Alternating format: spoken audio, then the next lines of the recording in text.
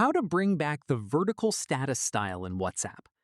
This tutorial shows you how to restore the classic vertical status layout on your Android device. First, open the WhatsApp app on your Android device and tap the Updates tab at the bottom. From there, scroll down to the Channels section. This is the section that changed the status layout from vertical to the newer horizontal style. After that, go through and unfollow all the channels listed under that section. Long press on one channel and tap the three dots at the top right, then tap Select All, and then tap Unfollow to unfollow all the channels at once.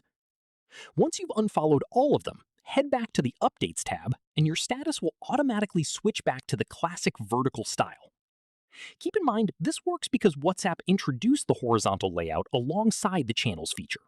Once there are no channels left to display, it reverts the tab back to the original vertical status view. If you ever follow a channel again, the layout may switch back, so keep that in mind if you want to stay on the vertical style. And that's it. If this guide helped you bring back the vertical status style in WhatsApp, give it a like, subscribe for more Android tutorials, and tap the bell icon so you never miss an upload. See you in the next one.